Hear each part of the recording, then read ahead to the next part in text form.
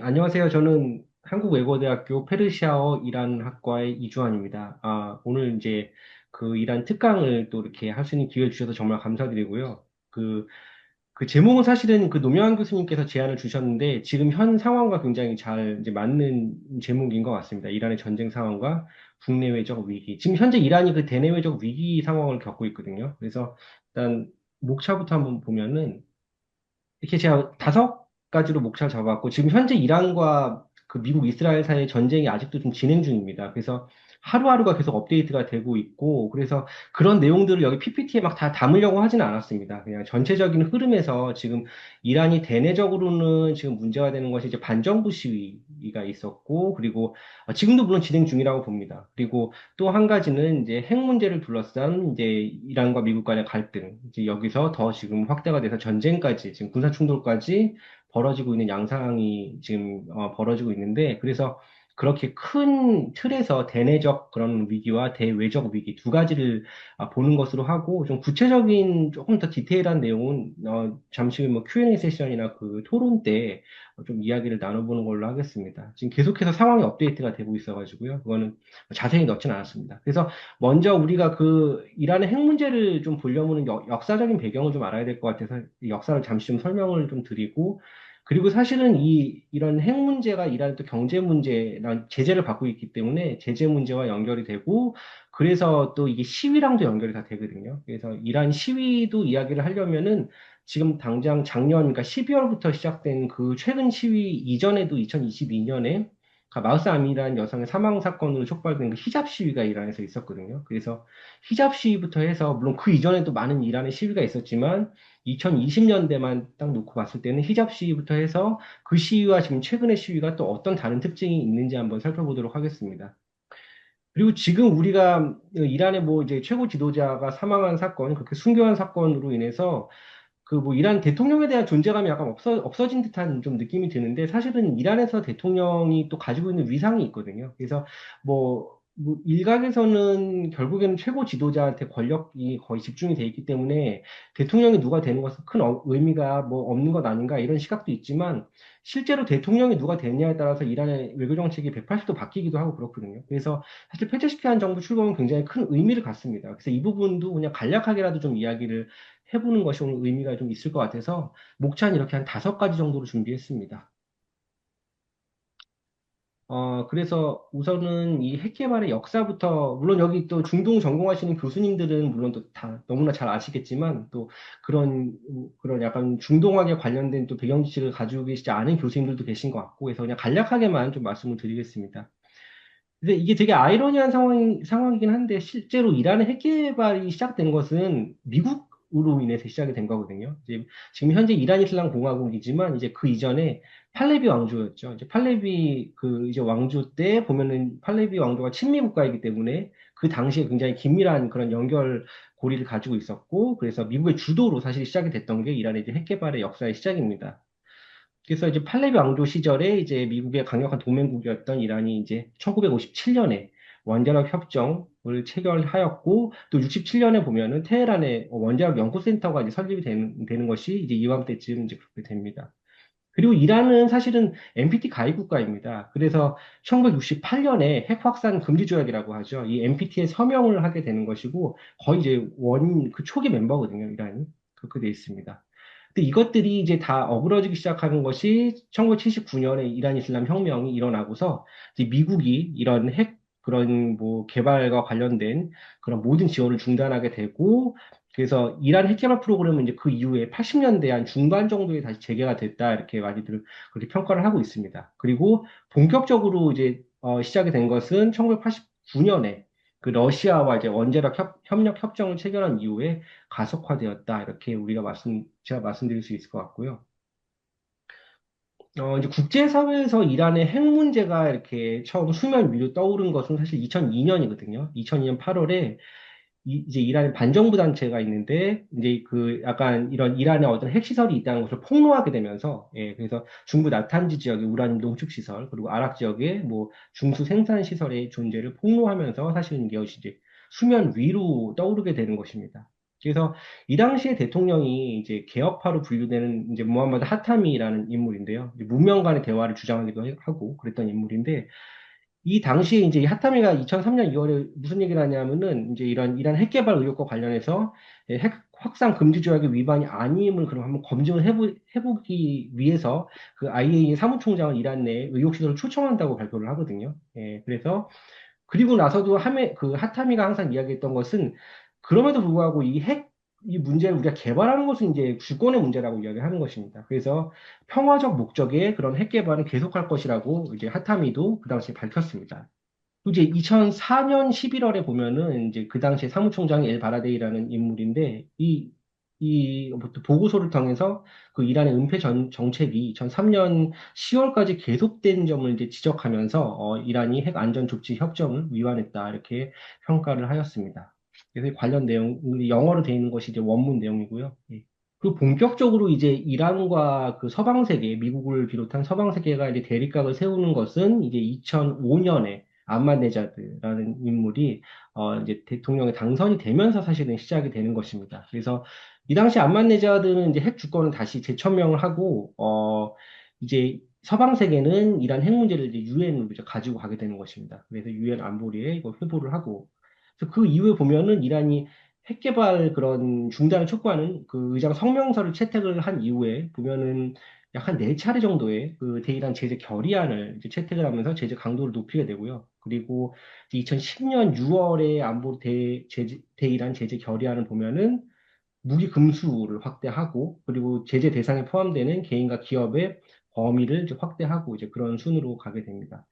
그래서 저는 개인적으로 이제 2010년에서 12년 동안 이란에서 이제 학위를 했는데 석사 학위를 그 당시에 거기서 했는데 그게 피부로 와닿더라고요. 이게 어떻게 와닿냐면은 이제 저도 국제뉴스를 계속 촉각을 세우면서 보고 있었는데 그런 이제 대이란 제재 결의안이 통과가 되고 나서 송금이 안 되기 시작하더라고요. 그 전까지는 한국에서 송금을 받아서 썼는데 달러가 들어왔거든요. 이게 근데 그게 일단 막히니까 굉장히 막 불편한 것도 있고 그래서 결국에는 그런 것들을 좀 타개하기 위해서 만든 것이 이제 원화 결제 시스템인데 그것도 이제 잘 안 됐고 그래서 그거 가지고 뭐 이란과 또 이제 우리 사이에 굉장히 좀 어떤 마찰이 있었고 그랬습니다. 그래서 뭐 우리은행이랑 뭐 IBK 기업은행이 원화 계좌를 뭐 이렇게 만들기도 하고 그랬는데 그것도 또 우리 정부에서 동결을 시켰잖아요. 그런 또 외교적 마찰을 겪었던 그것의 이제 시작이 2010년 정도부터 시작이 되는 것입니다. 그래서 이때부터 이제 강력한 제재를 받게 되고 그래서 2010년 이제 7월에 보면은 유엔뿐만이 아니라 미국이랑 유럽연합도 여기에 이제 이 제재에 동참을 하게 되거든요. 그래서 그 미국 같은 경우는 2010년 7월에 보면은 그 이란의 에너지 개발에 참여하는 외국 기업을 미국 금융시장에서 완전히 배제시키는 그런 포괄적 이란 제재법 이걸 발효시켰고 유럽연합도 그 에너지와 금융 서비스 부분에 대한 이란 제재안을 이제 승인하게 되면서 이란이 그때부터 굉장히 이제 어려운 상황이 벌어지고 뭐 예를 들면 시장 환율과 공식 환율의 차이가 엄청나게 벌어지기 시작하는 것도 이제 이 시기 정도였던 것부터 같습니다. 자, 그래서 이거를 좀 수치로 좀 보면은 이제 이란의 경제 상황이 계속해서 나빠지거든요. 그래서 2012년과 13년의 경제 성장률을 보면은 이제 이거 IMF 자료입니다. 이것은 이제 그래서 마이너스로 떨어지는데 마이너스 7.4%, 마이너스 0.2% 이렇게 돼 있고요.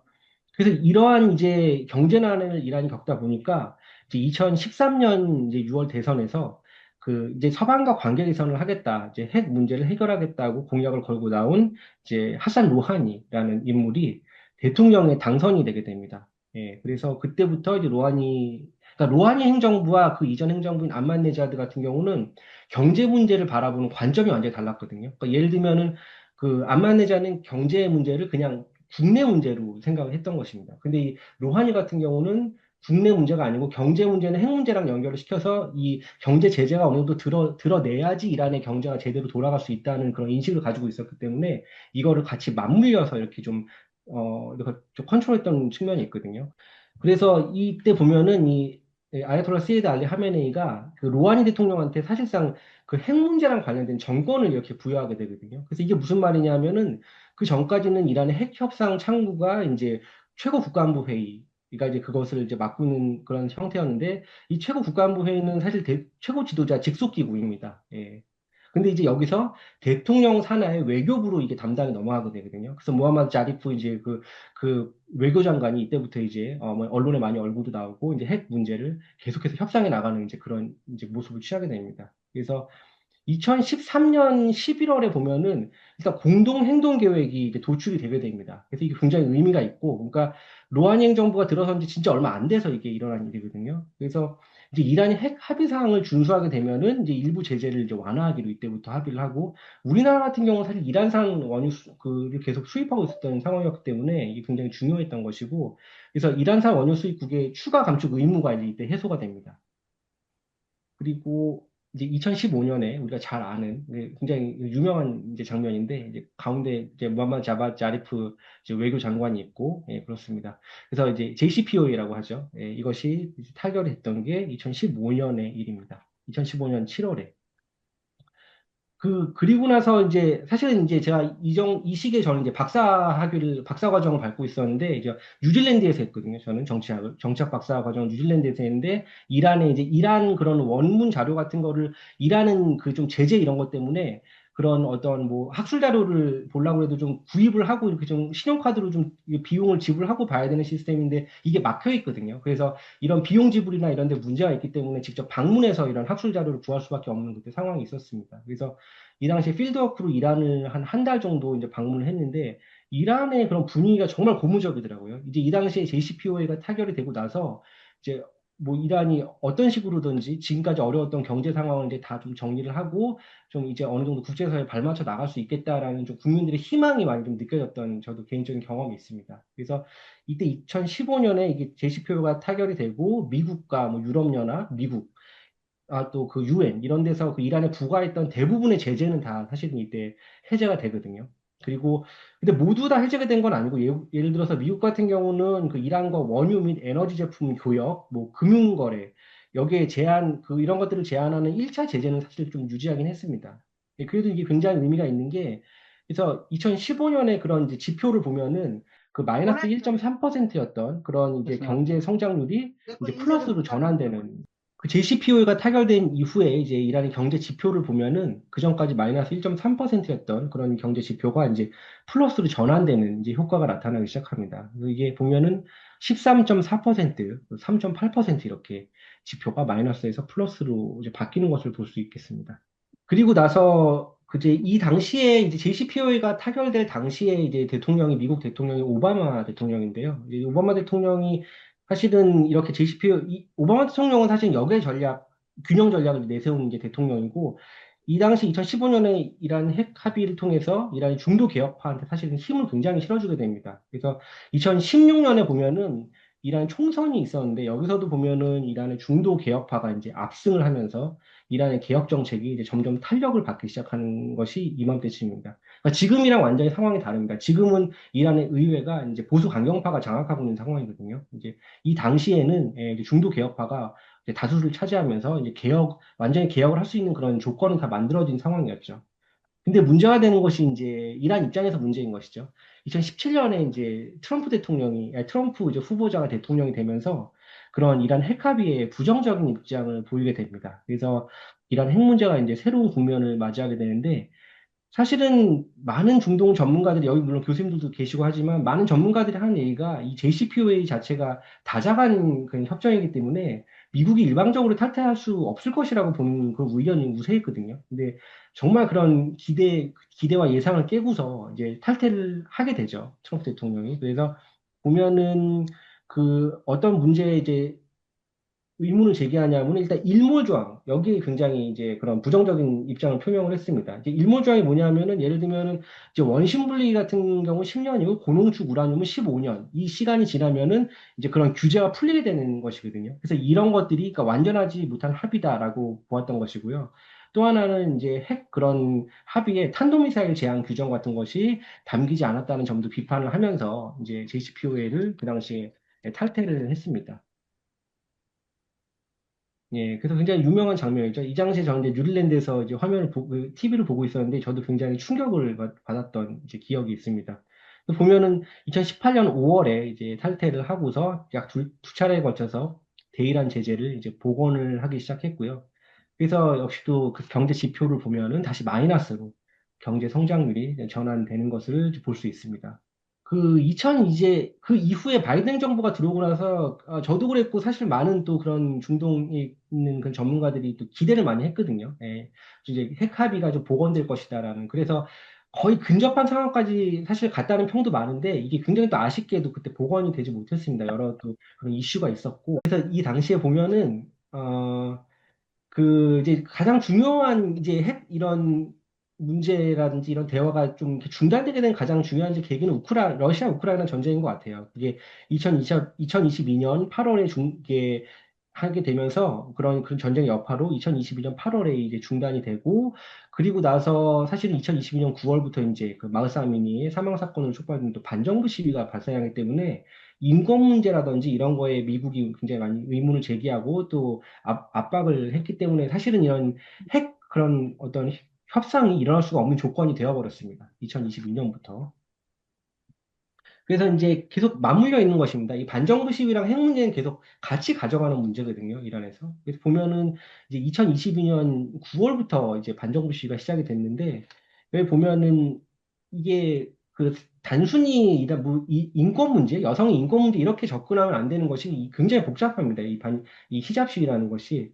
그래서 일단 이란의 경제가 굉장히 어려웠고, 그래서 이란은 뭐 외국인이든 아니면은 뭐 이란 여성이건 간에 무조건 다 이란에서는 이제 써야 되거든요, 히잡을. 이런 것들이 보이면 안 되고, 뭐 엉덩이까지 가려야 되고, 또 이런 규정들이 있습니다. 그래서 사실은 여성들은 이란에 갈 때 굉장히 좀 불편함을 호소하기도 하고 그러는데, 그래서 보면은 이 마우스 아미라는 여성이 사실은 쿠르드계 여성이거든요. 쿠르드족 여성이고, 그래서 정부 입장에서 좀 필요 이상으로 강하게 좀 대처를 했던 측면이 있는 것 같아요. 그래서 이 마우스 아미라는 여성이 사망을 하고 나서 이제 쿠르드족 지역에서부터 이제 그 반정부 시위가 시작이 되거든요. 근데 이것들이 이제 전국적으로 확산이 되면서 이제 어 그런 반정부 시위가 전국적으로 이제 퍼져나가게 되는 것이죠. 그래서 이 시위는 정치적 맥락, 경제적 맥락, 그리고 사회적 맥락에서 복잡하게 얽혀 있습니다.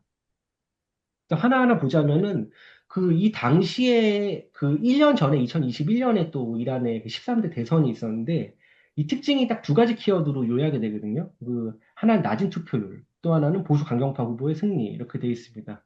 또 보면은 이란의 이 정치 시스템을 보면은 이 헌법수호위원회라는 곳이 있는데 여기서 이제 이란의 대선 후보자들을 거르는 역할을 해주거든요. 그래서 이란의 젊은 층이 투표에 많이 참여하지 않는 이유가 중도 개혁 성향의 유력 인사들이 보통 이 문턱을 넘지 못하고 많이 탈락을 해요. 그래서 대부분 나중에 결국 이렇게 대선 후보에 올라오는 인물들을 보면은 보수 강경 후보들이 많고 거기에 뭐 개혁 성향 한 명이 이렇게 좀 들어와 있지만 영향력은 크지 않은 그러니까 이렇게 당선 확률이 좀 높지 않은 이런 인물로 뭐 구성이 된다든지 뭐 이런 식입니다. 그래서 이제 젊은이들이 아예 그냥 투표에 참여하지 않고 투표를 하지 않는 것도 투표다. 뭐 이런 운동도 벌어지고 이란에서 그렇거든요. 그래서 이 당시에도 보면은 그 젊은 친구들이 투표 운동, 거부 운동을 벌인 것이 결국엔 이제 낮은 투표율로 그렇게 귀결이 되고 그렇기 때문에 이것이 결국에는 또 보수 강경파 라이시 후보의 승리로 또 이렇게 연결이 되는 그런 형국으로 이제 결과가 나타났습니다.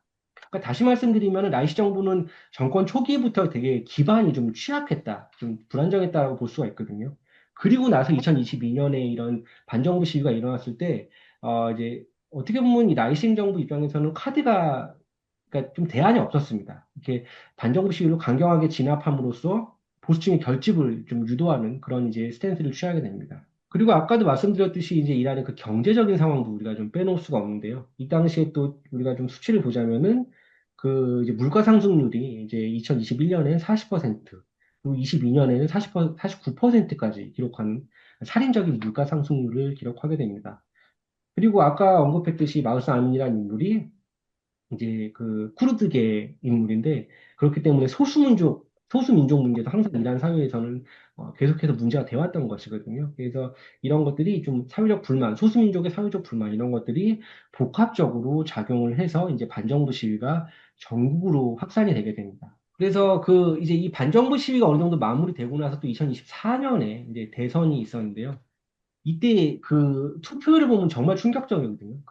사실 이란 대선 투표율이 로하니 때까지만 해도 굉장히 높습니다. 이제 우리나라도 사실은 뭐 국회의원 선거 이런 거보다 대선 투표율이 좀 높고 이렇잖아요. 근데 이란도 그 대통령을 뽑는 선거에서는 굉장히 투표율이 높았는데 점점 이게 떨어지는 양상을 보이더니 이 당시 2014년에 1차 투표율이 40%가 안 됩니다. 30%로 떨어지거든요. 그러니까 거의 젊은 친구들이 투표를 안 한다는 것이죠, 이제. 어차피 뭐 바뀔 게 없다고 보는 것입니다. 그래서 보면은 근데 이게 이변이 벌어집니다. 이게 2014년에 마수드 페제시키안 후보가 1위로 이제 되는데 42.5%로 최다 득표자가 되게 되거든요. 근데 이란의 이 선거 룰이 보면은 과반을 못 넘으면 결선까지 갑니다. 그래서 이 페제시키안 후보가 과반을 넘지 못했기 때문에 이제 그 이후에 결선 투표가 있었는데 이제 많은 또 전문가들이 예측을 하는 게 이제 그 보수 표심이 뭉치면은 그러니까 다른 떨어진 후보들에게 그 돌아갔던 그 퍼센테지가 이렇게 다 합쳐보면은 결국에는 이제 그 잘릴리 후보가 좀 이기지 않겠는가라고 보는 게그 사이드 잘릴리 후보가 좀 우세하지 않겠나라고 보는 게 중론이었거든요.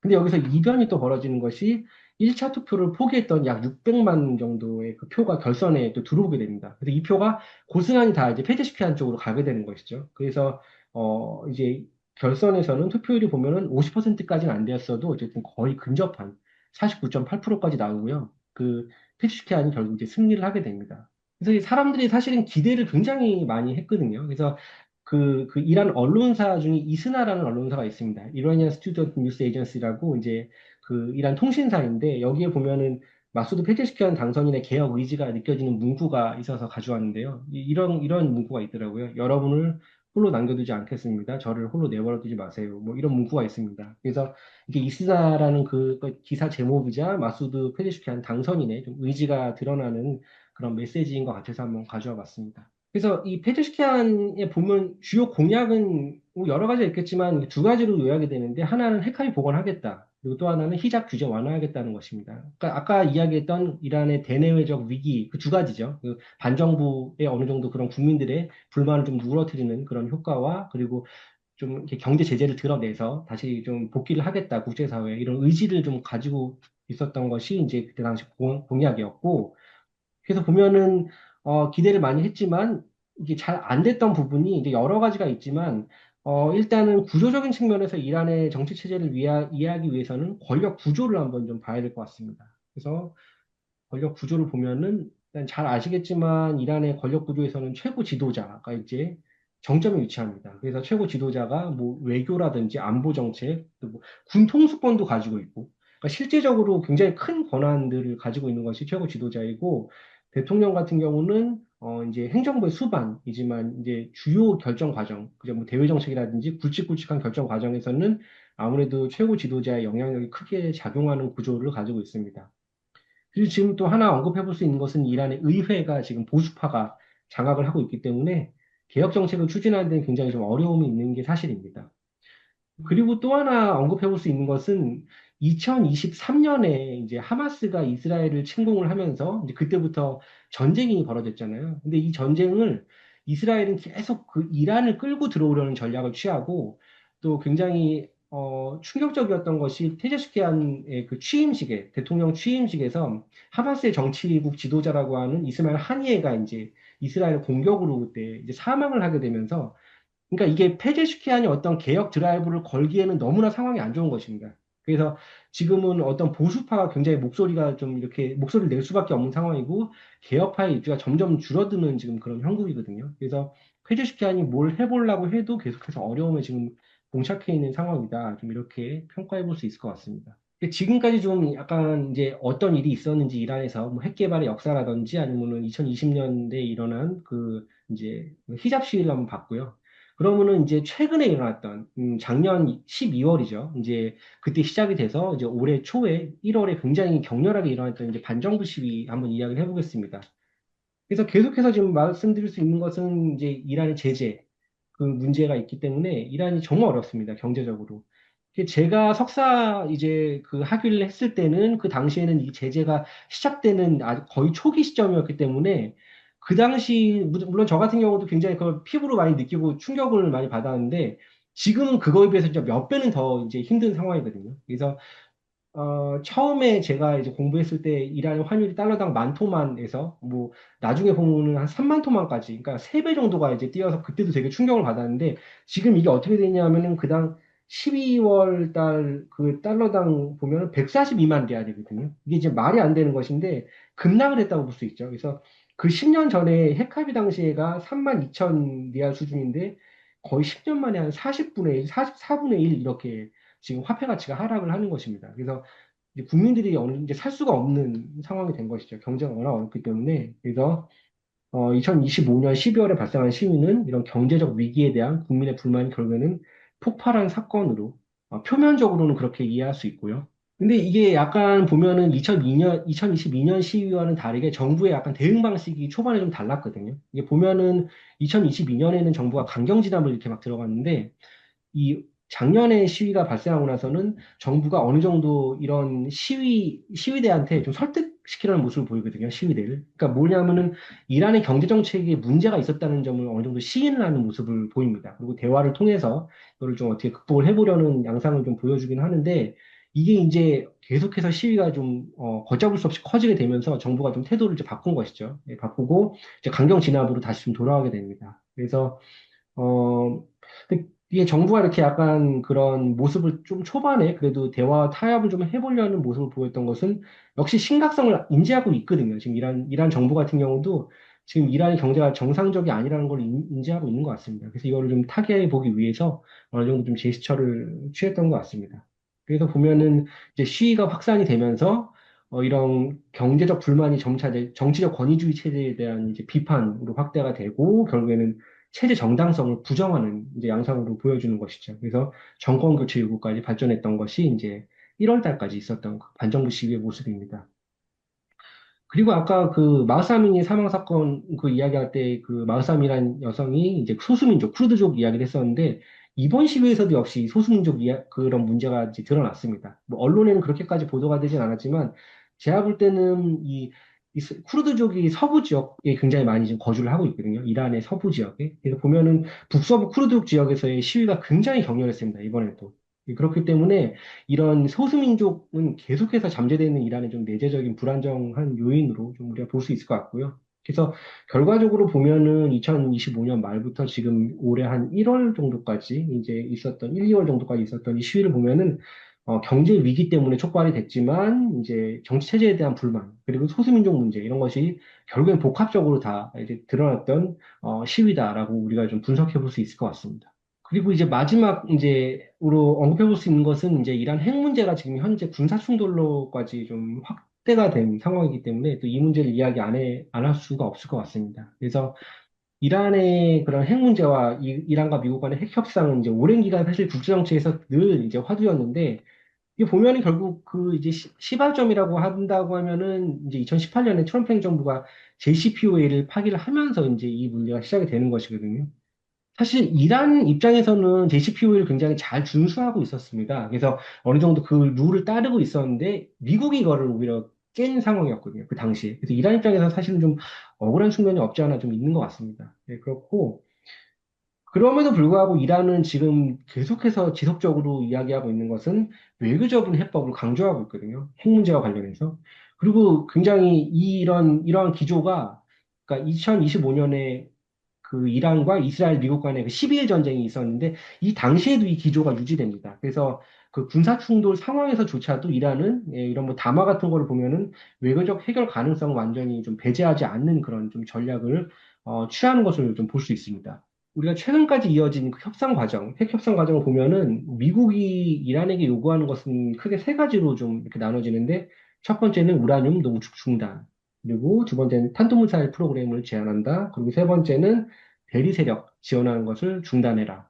그러니까 대리 세력이라고 하면 뭐 헤즈볼라도 있고 뭐 후티 같은 그러니까 친이란 이제 세력들에 대한 지원을 중단하려고 요구를 하는 것이죠. 근데 이란 같은 경우는 이 문제에 대해서 시각을 좀 달리합니다. 예를 들어서 우리가 미사일을 지금 이게 개발하지 못하고 하면은 유사시에 그럼 우리는 뭘로 방어를 하냐는 것이 지금 이란이거든요. 뭐 공격하면 우리 다 맞기만 해야 되냐? 이제 그거는 우리의 주권 문제이기 때문에 그래서 이란이 얘기하는 것은 뭐냐면은 우리 경제 제재 해제 지금 현재 지금 받고 있는 그리고 평화적 우라늄 농축거리 인정 해주면 우리는 이제 그런 건 따라갈 테니까 경제 제재 좀 해제해달라 이렇게 이야기를 하고 핵 문제만을 협상으로 하겠다, 대상으로 다루겠다는 입장을 취하고 있습니다. 그러니까 다시 말하면 미사일 프로그램 이런 거는 우리 주권 문제지 여기서 상정할 의제가 아니라는 것이고 대리 세력 문제도 역시 여기서 이야기할 문제는 아니라는 것입니다. 예, 그래서 좀 시각이 좀 달랐던 것을 우리가 볼 수 있고요. 사실은 이전에 이란을 미국이 이제 공격하기 전 상황도 사실 저는 정상적인 상황이 좀 아니라고 봤거든요. 왜냐하면은 이란 거기 뭐 앞바다에다가 뭐 이렇게 뭐 군함들 막 갖다 놓고 뭐 협박하는 식으로 지금 시위를 그렇게 뭐 핵 협정을 하고 있었기 때문에 정상적인 상황은 아니었고, 그리고 실제로 이제 미국하고 이스라엘 공격이 들어가면서 지금 상황이 굉장히 급격히 악화된 모습을 보이고 있습니다. 그래서 그 전쟁 과정을 보면은 이제 이란이 뭐 미국 본토를 때리는 데는 한계가 있으니까 이스라엘을 공격하고 그 영내 미군 기지들을 중심으로 지금 공격을 하고 있습니다. 그래서 보면은 이번 분쟁에서 이게 이번 분쟁이 영내 분쟁으로 확대될 수 있는 가능성을 보여준 사례다 이렇게 보고 있고요. 예, 그래서 지금 GCC 국가들이 계속해서 인내를 하고 있는데, 예, 이게 사실은 또 여러 가지 이유가 있습니다. 인내를 하는 데는. 근데 계속 이렇게 나가다 보면은 뭐 이들도 어느 정도 한계는 있을 거라고 보거든요. 그래서 이게 더 좀 장기화가 되기 전에 좀 서로 타협점을 찾아야 될 것 같은 좀 그런 굉장히 위험한 지금 상황이라고 생각이 됩니다. 그리고 이제 그 쿠르드족 문제, 제가 노명환 교수님한테 그때 뭐 말씀드린 게, 그때 그 당시에 그 주에 제가 뭐 방송 출연도 있고 해가지고 뭐 좀 자료 만드는 게 조금 그때 늦어지고 있었거든요. 지금 발표 이런 자료 만드는 게. 그래서 조만간에 만들 거라고 말씀드렸더니 이제 노명환 교수님께서 방송 출연한 것도 한번 그럼 보자 해서 그때 제가 공유를 한번 드렸었는데, 그 당시에 그 내용이 이제 쿠르드족 관련 내용이었거든요. 그러니까 이것이 보면은 미국이 처음부터 이 군사작전을 개시할 때는 지상전을 아예 고려를 안 하고 시작을 한 것 같습니다. 이제 그렇기 때문에 이제 그것이 뜻대로 되지 않으니까 그 지상전에 이제 외부 세력을 활용하는, 그래서 이제 크루즈족을 뭐 투입한다 안 한다 이런 이제 3월 5일 날 제가 인터뷰했던 내용이 그런 내용인데, 사실은 이게 좀 어느 정도 한계가 있습니다. 이제 한계가 있고 크루드족 같은 경우도 계속해서 미국한테 그런 좀 배신을 당하는 쪽으로 좀 결과가 귀결이 됐기 때문에 그게 쉽게 또 이렇게 동의하지 않는 부분도 있었고, 또 이라크에 있는 쿠르드족 자치 정부가 또 관여하지 않겠다고 또 공식적으로 언급을 하기도 했고, 그래서 이거를 보면은 뭐 그런 지상작전을 뭐 검토한다는 보도가 있긴 했지만 실제로 이게 작전으로 이어지진 않았고요. 예, 그래서 이 부분은 쿠르드족 문제는 사실은 그 터키에서 더 크게 다루고 있기 때문에 아마 오종진 교수님께서 좀 말씀해 주실 게 있을 것 같습니다. 그래서 제가 여기 설명은 더 많이 넣지 않았고요. 그리고 또 이 전쟁이 격화되는 과정에서 이제 굉장히 중요한 이제 정치 지도부의 중요한 변화가 나타났죠. 그래서 굉장히 충격적이었던 사건인데, 이제 한 나라의 최고 지도자를 그렇게 이렇게 표적해서 이렇게 제거를 하는 것이, 이런 이제 상황이 벌어진 것입니다. 그래서 그런 이제 아야톨라 알리 하메네이가 이제 순교를 하게 되고, 이제 그렇기 때문에 지금 이란의 어떤 정치 지도가 지금 정치 내부 상황이 굉장히 급격하게 좀 이제 변화되는 측면이 있었습니다. 그래서 이란 정부가 현재 40일간의 애도 기간을 선포한 상태고요. 그리고 정치적 결속을 계속 좀 강조하고 있는 그런 상황입니다. 그래서 이제 최고 지도자가 선출이 됐죠, 얼마 전에. 그 최고 지도자 선출 기구가 이제 헌법에 따라서 전문가 의회가 있습니다. 여기서 이제 최고 지도자 선출 절차를 진행했는데, 이제 하메네이의 차남이죠. 모지타바 하메네이가 이란의 3대 최고 지도자로 선출이 됐습니다. 그래서 이 모지타바 하메네이의 선출은 사실 이란 정치에서 굉장히 중요한 의미를 갖는 사건으로 우리가 평가를 할 수가 있습니다. 사실은 이게 세습 문제랑도 좀 연결이 돼 있어서 언론에 많이 나오긴 했지만, 이제 세습 문제보다 더 중요한 게 지금 정치적인 그런 상황이기 때문에, 이란의 정치적인 상황에서 이제 아버지 하메네이가 이제 순교를 하면서 어느 정도 정당성을 좀 얻고 있는 지금 형국이 있거든요. 그래서, 어, 이제 특히 이슬람 관행에서 이런 세습이라는 것은 또 이슬람 관행에도 맞지 않고 하지만, 이제 결국 미국이 이렇게 하메네이를 순교자로 만들고 또 공격을 하면서 이렇게 굉장히 미국이 바라지 않는 지금 그런 모습으로 지금 이란이 점점 정치 체제가 좀 완성이 돼가고 있는 것 같습니다. 그래서 결과적으로 보면은 이 종합적으로 평가를 해보자면은 그 이란과 미국 간 핵 문제가 이제 단순한 그런 핵 개발 문제를 넘어서서 결국에는 군사 충돌 상황, 그리고 영내 안보 문제로까지 확장이 됐고, 이란 내부 권력 구조 변화까지도 같이 이어지는 굉장히 복합적인 국제 정치 문제로 지금 발전했다고 볼 수 있는 상황입니다.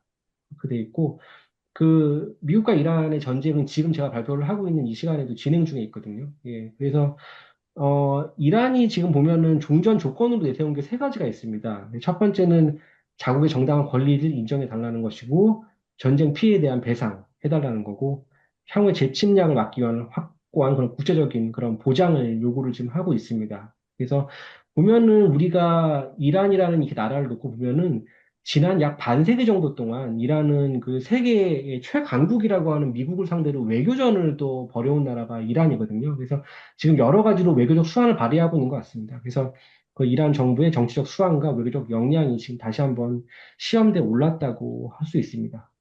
그래서 나머지 좀 구체적인 전쟁과 관련된 내용은 혹시 Q&A 세션에서 다룰 수 있으면 좀 더 다뤄보도록 하고요.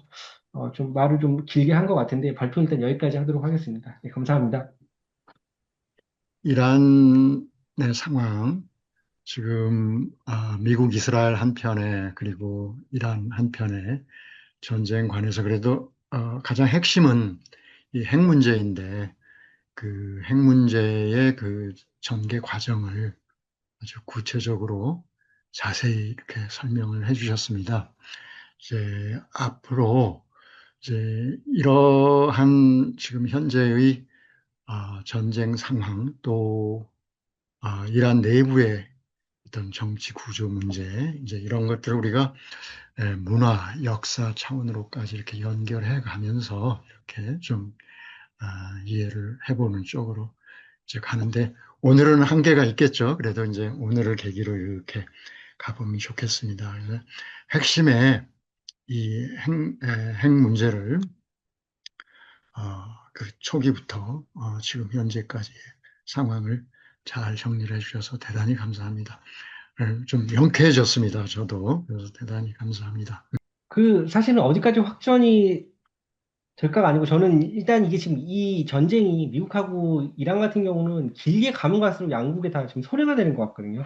그래서 미국 같은 경우도 지금 사실은 이 이란과 미국이 겉으로는 굉장히 강경한 스탠스를 취하고 있지만 계속해서 저는 물밑 협상을 하고 있을 거라고 봅니다. 그래서 처음에 보면은 이제 그 보도가 나왔던 것이 이제 미국 측에 이란이 이제 접촉을 해서 뭐 이런 뭐 종전을 위한 그런 좀 협상을 좀 이렇게 손을 내밀었던 측면이 있고 오히려 또 그 이후에는 보면 또 미국이 또 그랬는데 이란이 거절했다고도 하고 근데 이게 지금 언론 상황에 나오는 것을 우리가 다 믿을 수는 없고요. 이제 언론에서 그런 약간 보이는 스탠스랑 또 물밑에서는 지금 어떤 일이 일어나고 있는지 사실 잘 알 수가 없지만 제가 봤을 때는 이란과 미국 모두 장기전으로 갔을 때 그런 좀 양국에 둘 다 지금 도움이 안 된다는 사실을 너무나 잘 알고 있을 것 같아요. 이제 그리고 뭐 트럼프 대통령 같은 경우도 뭐 언론 의식 안 한다고 하지만 의식을 안 할 수가 없는 상황이잖아요. 지금 중간 선거도 있고 하기 때문에 그리고 지금 어떤 식으로든지 이거를 계속해서 좀 더 크게 만들지 않으려는 입장에서 지금 이번에도 하르그선 공격에서 석유 쪽은 제외하고 지금 쳤다고 이야기하는 것이 어느 정도 협상 카드를 남겨두고 지금 있는 것이거든요. 그래서 좀 양국이 계속해서 좀 물밑에서는 협상이 있을 것이라고 보고 이란이 지금 종전으로 요구한 세 가지 안도 어떻게 보면은 이게 너무 터무니없다고 생각할 수도 있지만 사실은 또 이것이 불가능한 이야기도 아니거든요. 양쪽이 어느 정도 좀 이게 조금 양보할 거 양보하고 좀 이야기하다 보면은 충분히 타협점이 이룰 수 있는 지금 그런 안을 가지고 먼저 이란이 그 좀 딜을 하려고 하는 것 같습니다. 그래서 계속해서 그 좀 협상이 있을 것 같고 그래서 이것이 막 크게 더 확대되기 전에 좀 어느 정도 좀 그런 대화를 해서 타협점을 좀 마련할 시점이 오지 않을까. 이것이 이제 언론에는 갑작스럽게 둘이 뭐 휴전을 했다라는 것으로 보도가 되겠지만 실제로는 계속해서 물밑에서는 지금도 협상이 있지 않을까 합니다. 그래서 언론에 보여지는 게 저는 다가 아니라고 생각을 하고 다가 아닐 것이라고 당연히 또 그렇게 생각하고 있습니다. 자, 그러면 이제는 이 페르시아 문명권 그러면서 이제 이슬람 종파로서는 시아파 이 이란 문명과 대비해서 그 순니파 문화권이고 아랍 문명권이고 그러면서 이제 이 이란하고 갈등도 있고 또 같이 해 가야 하는 그런 측면도 있고 그 호르무즈 해협 이쪽에 이란인가 하면 저쪽에 이제 그 걸프 국가들 순니 아랍 국가들 사이에 갈등도 있고 또 함께 해야 되는 것들도 있고 이제 그런데요. 이제 여러 차원이 있습니다. 우리 김정명 교수님, 우리 명지대 아랍 지역학과 교수님이시고, 김정명 선생님은 철학을 공부하시고, 역사를 공부하시고, 그러면서 또 현대 중동 지역 문제들을 이렇게 연구를 하시는데요. 아랍인의 역사라고 하는 커다란 책을 번역도 하시고, 또 여러 책을 집필해내셨습니다. 우리 김 교수님 말씀 좀 주실까요? 예, 안녕하세요. 명리대학교 김정명입니다. 제가 뭐, 이 정치, 현안에 대한 분석을 할 수 있는 그런 전문가는 아니고요. 그렇지만은 그냥 이번에 이제 토론에 참가한 것을 계기로 해서 그러면 제가 그냥 좀 이번 사태를 보면서 좀 느꼈던 것들, 개인적인, 어떤 견해 같은 것들을 조금 정리해 보려고 합니다. 일단은 걸프 지역 저희 학생들 같은 경우는 지금 보통 저희 학과 학생들은 이제 오만이나 이제 쿠웨이트 이런데 많이 이제 어학연수를 가 있었어요. 그리고 쿠웨이트에서는 특히나 한국 학생들을 매년 대학생들 10명씩을 아랍어 공부하는 학생들을 전국 초청으로 매년 지금 10년 넘게 좀 초청해서 해주고 있고, 왕복 티켓도 주고 있고, 생활비까지 그쪽에서 다 주면서 한국 학생들을 많이 지금 이렇게 어학연수를 해왔는데요. 그래서 저희 학생들은 외대 학생들 뭐랑 같이 한 10명 정도 한국 학생들이 있다가 갑자기 이제 사태가 이제 심각해졌죠. 저도 처음에는 그냥 미군 기지. 근데 대부분 지금 이란에서 쏜 거는 거의 학생들한테도 들어봐도 민간인을 겨냥해서 쏜 것 같지는 않고요. 근데 미군 기지들이 있다 보니까 이제 거의 겨냥해서 쐈는데 그런 것들이 이제 파편으로 튀던지 아니면은 또 오는 드론 같은 거를 또 방해 전파를 했는데 그런 것들이 또 민가로 떨어졌던지 어쨌든 그래서 누군가 또 쿠웨이트에서 한 명도 또 죽고 그러면서 이제 점점 이제 공포가 이제 커지고 학생들 얘기로는 자기 그러니까 밤에 이렇게 자고 있는데 그냥 가끔 가다가 하루에 몇 번씩 그냥 하루에서 이제 폭탄 터지는 소리가 들리잖아요. 근데 그런 것들이 하루하루가 지나면서 점점 이제 잦아지면서 그런 것들이 너무나 공포스러웠고 그래서 우리나라 대사관에서 이제 대피 명령을 내렸고 그래서 학생들을 저는 이제 다 차량 제공해서 그렇죠. 사우디아라비아로 일단 차량 이송시켜줬고 거기에서 이제 들어오는 비행기가 없어서 웨이팅 걸어놔서 한 일주일 정도 비행기 기다리다가 이제 며칠 이제 다 들어왔고 근데 거의 다 들어왔고요. 명대 학생들은 다 들어왔고 외대 학생 한 명이 아직까지 자기는 일부러 하여튼 왠지 모르겠는데 끝까지 사태를 지켜보겠다 하고 아직 한 명은 안 들어왔는데 아직 그렇게 아주 위험한 정도는 아닌 것 같긴 해요. 그렇지만 심리적으로 안심하지 못할 것이고 근데 제가 여기서 느낀 게 뭐냐 하면은 저는 이스라엘 여행도 옛날에 지금 한 10년 전쯤에 이렇게 한번 해봤는데 이스라엘 가서 느끼는 것들이 뭐냐면은 그러니까 매우 여긴 정말 사람이 살기가 너무 그러니까 힘들다. 그러니까 팔레스타인 사람들도 힘들지만은 이스라엘 사람들도 이게 사람이 살 때가 아니다. 왜냐면은 거의 이제 군인들이 각 체크 포인트마다 이제 지키고 있는데 그들이 지키고 있는 그 무장 수준이라는 것이 정말 완전 무장하고 시민들이 있는 그러한 시설에서 완전 무장을 하고 있거든요. 정말 M16도 아니고 진짜 영화에서 볼 만한 그러한 엄청난 기관총을 완전 다 장진해 가지고 다 있는 것들. 그러니까 어 항상 우리나라가 이제 우리가 항상 이제 이란 팔레스타인 문제 떠질 때마다 우리가 이제 이스라엘하고 이제 남북 문제들을 많이 비교해서 얘기를 해요. 근데 그래서 우리나라 같은 경우는 이제 이스라엘에 대해서 언론도 보면은 상당히 뭔가 그러니까 이스라엘이 선제 공격한 거 되게 잘못했다 이번에도 상당히 시민들을 향해서도 이번에 많이 쐈죠. 팔레스타인에서도 그렇고 이란에도 그렇고 거기에 대해서 비난을 하다가도 어느 순간인가 보면 또 이스라엘 신화가 나오거든요. 역시 이스라엘. 뭐 쪽집게처럼 잘 찾아내. 정말 첨단 기술이야. 모사도 정말 그러니까 어느 순간인가 또 그런 것들이 영웅화되고 그런데 그리고 우리나라 국방 정책을 얘기할 때도 우리가 대북 정책 할 때도 이스라엘식의 어떠한 대응 그래서 완전히 선제 공격해서 완전히 없애야 된다. 근데 저는 그것들을 되게 정말 반대하는 입장 중에 하나가 뭐냐면은 정말 이스라엘 사람들을 보고하는 얘기인가? 그러니까 항상 모든 사람들이, 모든 군인들이 1년 365일 완전 무장한 채 있어야 되고, 시민들이 있는 장소에서. 그다음에 매년 그러니까 그런 폭발음들을, 그러니까 쿠웨이트에 있는 학생들이 들었던 그런 폭발음들을 그 사람들은 수십 년 동안, 그러니까 1948년 이스라엘 건국 이후에 단 뭐 한 해도 빠짐없이 매년 아니면 매일 들어야 되는 그 상황에 과연 우리가 그러한 이스라엘의 국방 정책을 우리가 모델로 해서 뭐 할 건지, 저는 그래서 우리가 조금 거기에 대해서 우리가 좀 다른 방향들을 좀 모색해 봐야 되지 않은가라는 좀 생각들이 많이 들었고요.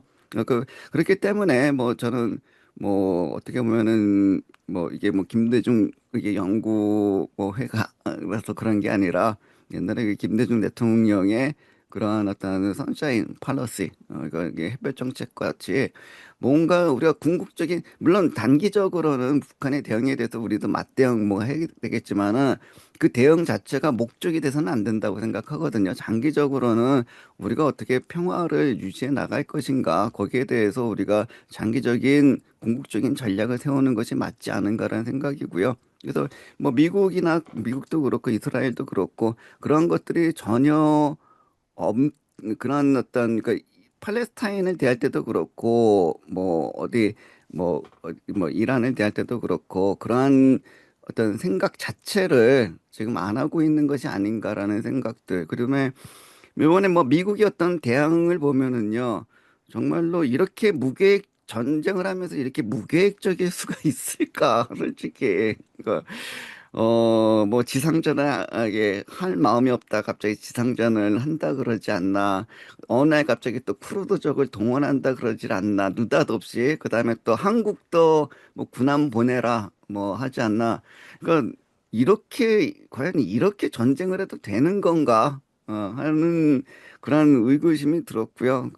꼭 우리나라 누구 대통령이랑 너무 비슷하다라는 생각이 좀 들었고, 그다음에 미국의 어떤 전략이나 레퍼토리도 보면은 정말 너무나 중동을 모르는 뿐만 아니라, 그러니까 분명히 학습 효과도 있을 같은데 몇십 년 동안 변하는 것이 없다라는 생각이 들어요. 그러니까 예를 들어서 이번에 크루드족을 내세워서 하겠다라고 했는데, 그러니까 저도 정치 전공이 아니고 군사 전략가가 아닌데도 불구하고 저게 되겠어? 저기 있는 사람들이 과연 여기 이라크에 있는 쿠르드족 미국 말 들었다가 토사구팽 당했죠. 그다음에 시리아에 있는 쿠르드족 다 미국 말 들었다가 다 토사구팽 당했죠. 근데 또 이란에 있는 쿠르드족을 또 움직이겠다?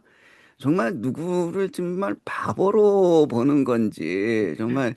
그래서 미국의 어떤 그쪽에 있는 어떤 중동에 대한 어떤 이해, 학자들이 아니라 최소한 뭐 최소한 이쪽 행정부에 있는 이 수뇌부들에 있는 중동에 대한 어떤 이해는 정말 해도 정말 어떻게 보면 좀 수준 이하가 아닌가 라는 생각을 해봤습니다. 그리고 이번 전쟁을 계기로 해서 미국의 어떤 중동 내에서의 어떤 입지는 제가 볼 때는 상당히 많이 좀 줄어들 것이라는 생각도 많이 들고요. 그러니까 특히나 두바이라든지 UAE 이런, 그다음에 사우디아라비아 카타르 다 지금 걸프 국가들이 결국에는 이제 미국의 어떤 동맹이죠. 그리고 미국한테서 가장 무기를 많이 사주고 있고, 또 트럼프가 작년인가 재작년인가 하여튼 갔었을 때 트럼프에게 정말 많은 패키지, 투자 등등 해가지고 많은 무기 구매 등등 많은 선물을 안겼고, 그다음에 또 카타르 같은 경우는 이게 트럼프한테 개인적으로 비행기까지도 선물을 했잖아요. 그럼에도 불구하고 결국에는 걸프 지역에서 번 돈 가지고 결국에는 방어하는 것은 이스라엘. 그다음에 상대적으로 이번에 매우 취약했죠. 여기 미국이 이쪽을 방어하는 데 있어서는.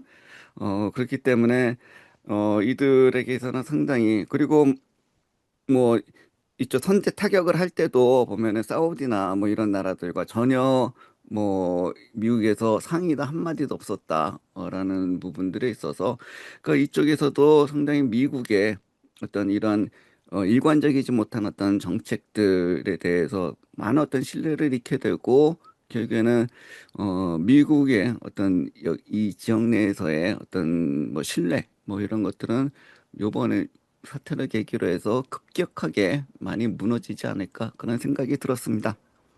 예, 감사합니다, 선생님. 그럼 이주환 선생님, 어떻게 미국의 영향력이 굉장히 축소될까요? 중동에서 그 점을 좀 말씀해 주실까요? 저는 일단 김정인 교수님 그 토론해 주셨던 거에 동의하거든요. 예, 지금 저도 똑같이 사실 느끼고 있었는데, 예, 정말 무계획적으로 들어온 것 같다. 그러니까 굉장히 이란이라는 나라를 되게 뭐라고 그래야 되나요? 좀 이렇게 좀 깊게 분석을 하고 접근한 것이 아니라는 생각이 들었습니다. 그래서 이란은 제가 이번에도 이제 YTN에서 인터뷰할 때도 이야기했지만 무장 세력이 아니거든요. 하나의 나라인데 그리고 시스템이 굉장히 잘 갖춰진 나라입니다. 이게 신정체제라는 것이 뭐 외부에서 봤을 때는 이것이 뭐 독재로 비춰질 수도 있고 또 뭐 불합리하게 비춰지는 측면도 있겠지만 그거는 이제 우리의 시각이나 또 서양 서구 학자들의 시각으로 보는 것이고요. 제가 이란 현지에서 유학생활 하면서 보면 젊은 친구들이 그런 종교에 느끼는 그런 어떤 뜨거운 그런 뭐라고 그래야 되나요? 그런 감정들은 정말 굉장하거든요. 그래서 뭐 컨퍼런스 같은 데 보면은 학생들이 막 되게 많이 모여 있어가지고 뭐 하는 거지? 그러고 가까이 보면은 중앙에 그 성직자분이 앉아서 얘기를 하고 계신데 그 한마디 한마디를 들으려고 그 젊은 친구들이 그렇게 앉아가지고 열성적으로 물어보고 그게 이란 사회거든요. 종교 사회입니다, 이란은. 근데 그렇게 뭐 이란의 그 종교 지도자라고 하면 안 되죠. 최고 지도자를 그렇게 이렇게 제거를 해서 뭐 그 이후에 뭐 이렇게 전쟁이 금방 끝날 것 같지 아마 이렇게 생각하고 접근한 것 자체가 정말 무계획이고 정말 생각이 없이 좀 이렇게 전쟁을 접근한 것이 아닌가. 그래서 저는 김정명 교수님 말씀에 100% 동의합니다. 음. 그러면 두 분 선생님, 그 미국이 걸프 지역의 이제 지금 그 순니파 그 이제 아랍 국가들에 대해서는 소홀히 하고 이스라엘은 이제 철저히 좀 우선적으로 방어하려고 그러고 이제 그런 어떤 그 지역의 서운함이 그 지역 사람들로 하여금 야 우리가 뭐 순니 시아를 넘어서서 이란하고 좀 잘 지내는 쪽으로 뭐를 해봐야겠다 이런 생각을 더 할까요? 이 선생님, 김정명 선생님 조금 말씀 주실까요? 짧게. 어떻게 김정명 교수님께서 말씀 먼저 김 해주시죠. 선생님 말씀 주실까요? 예. 예.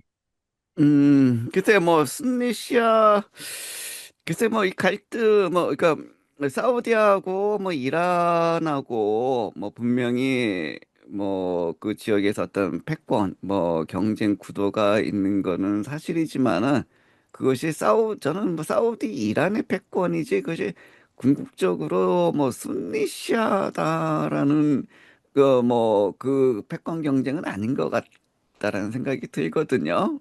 음, 그러니까 뭐 닭이 먼저냐 달걀이 먼저냐인데 이거는 종교 때문에 정치적으로 싸우는 거냐 정치적인 갈등이 있기 때문에 종교를 이용하는 거냐 그랬을 때 저는 후자 그래서 정치적인 문제가 먼저고 그다음에 뭐 우리가 순리파냐 시아파냐 뭐 이런 것들은 이제 그 나중 문제라는 거죠. 그러니까 우리가 마치 뭐 옛날에 군사 독재를 하기 위해서 뭐 이게 지역 감정을 부추기듯이 그러니까 자신들의 정치적 기반을 공고히 하기 위해서 이거는 종파적인 갈등을 서로 부추기는 면들이 뭐 어느 정도 좀 있지 않았는가. 근데 어쨌든 뭐 사우디하고 이란은 최근에 그러니까 과거에 2016년인가 그때 거기 상당히 그래서 국교 단절을 했다가 또 중국의 중재로 2023년인가 뭐 그때 다시 또 국교 정상화를 했거든요. 그다음에 상당히 신기한 거는 요번에 이란 같은 경우는 UAE에 상당히 많이 좀 발사를 했어요. 그리고 사우디에 대해서는 상대적으로 매우 적게 발사를 했고요. 뭐 이런 것들은 어느 정도 사우디에서도 이번에 미국이 자국 기술을 이용하는 것에 대해서 또 사우디에서 반대를 했기 때문에 그다음에 또 뭐 국교 정상화 어렵게 했는데 또다시 흐트러진 그것들이 또 다시 원점으로 더 돌아가는 것도 이란에서 부담을 느끼는 것 같고요.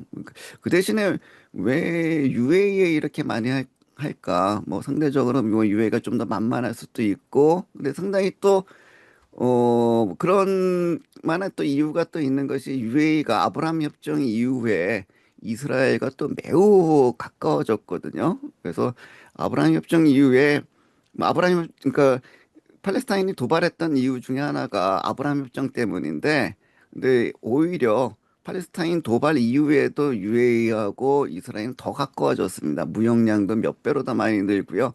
실질적으로 군사적인 면에 있어서도 상당히 거래도 많고 여러 가지 뭐 이런 협정 같은 것도 많이 체결하고 있고요. 그래서 뭐 요번 뭐 사태로 계기로 해서 어떻게 보면은 급격하게 순리시아 우리가 대동단결해서 미국이랑 싸우자 이렇게 종교적인 열정으로 뭉치지 같지는 않고요. 음, 서로 어느 정도 자신들의 어떤 국익을 이제 보존하기 위한 정치적인 경제적인 계산을 하겠죠. 음.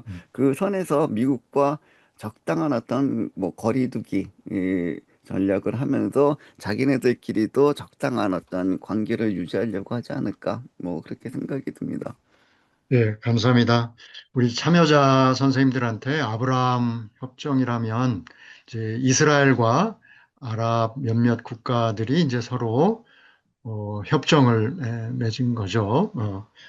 그런데 이제 아브라함 자손들이잖아요. 유대인 또 아랍인. 그래서 아마 아브라함이라고 하는 아브라함 협정에 이제 그런 의미도 부여할 수 있을 것 같고요. 그러면 이제 다음으로 선생님 감사합니다. 우리 오종진 선생님, 튀르키예 아제르바이잔 학과 교수님이시고요.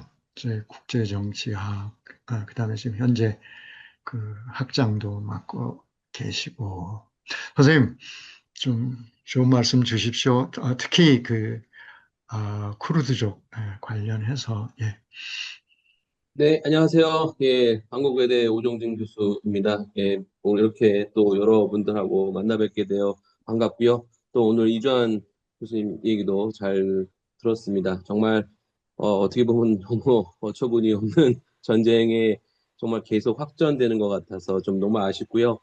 저도 사실 우리 그 노명환 교수님한테 이런 얘기를 전달받았을 때가 어, 마침 그 지난주죠. 지난주 총괄 그 말에 뭐 쿠르드족의 참전 얘기가 막 나오고 또 마침 또 이게 튀르키예에서 되게 뜨거울 때 또 마침 또 언론사에서도 기고문을 부탁받아서 막 쓰고 이제 투고한 상태였기 때문에 요런 그 쿠르드족 관련해서 또 이런 또 중동이 또 또다시 확전되지 않기를 바라면서 하나 기고문을 썼습니다. 뭐 그건 지금 우리 단톡방에 우리 노명환 교수님께서 아마 공유해 주신 걸로 알고 있고요. 그래서 사실 저는 뭐 이란 전쟁과 쿠르드 카드 또 하나의 판도라 상자를 열 것인가 어떻게 보면 진짜 쿠르드까지 끼면 지금 전쟁은 더욱더 확장되면서 많은 중동 국가들의 이해관계가 더 복잡해지지 않을까라는 생각에서 이런 글을 좀 써봤고 잘못하면은 진짜 어떻게 보면 우리가 베트남전이 이렇게 길게 갈지 몰랐는데 제가 약간 그래서 썼지만 베트남전이 63년부터 73년, 65년부터 73년까지 8년 이상 진행됐거든요. 이것도 잘못하면 그렇게 되지 않을까라는 우려 속에서 이런 한 기고문을 썼었습니다. 먼저 예, 뭐 중동의 핵심인 또 이란이라는 주요 국가에서 전쟁이 일어나서 많은 일들이 일어나고 있는데 튀르키예 입장에서도 상당히 중요한 문제죠. 예, 안보의 어쨌든 제일 핵심 의제이고 튀르키예라는 나라는 참 독특합니다. 어떻게 보면요. 우리나라 외교부에서는 중유럽과에 속해 있어요. 그리고 튀르키예는 정치적으로도 유럽을 지향하고 있고요. 그래서 그러다 보니까 모든 외교 라인이나 이런 쪽에서는 또 중유럽과에 속해 있습니다. 그러니까 또 그런 쪽에 또 카테고리를 되길 희망했었고요. 그러나 2002년도 에르도안 대통령이 오고 나서 중동에 대한 관심이 더 높아지고 오히려 유럽이라든가 이런 쪽보다는 이제 중동 정책 어떻게 보면 과거 그러니까 오스만 지역이라고 할 수 있죠. 뭐 여기 아시는 분도 당연히 우리 여기 전문가 교수님도 계시지만 또 그렇지 않은 분들도 많이 계시기 때문에 사실 오늘날 중동이라는 탄생의 배경에는 오스만 제국이 있죠. 예, 오스만 제국이 와해되면서 소위 말하는 그 세브르 협정에 의해서 이제 영국과 프랑스에 의해서 오늘날 중동 또 그 안에 아랍 민족주의가 퇴동하면서 다양한 아랍 국가들이 나왔습니다. 물론 이란은 좀 별개의 또 다른 영역이기도 하지요.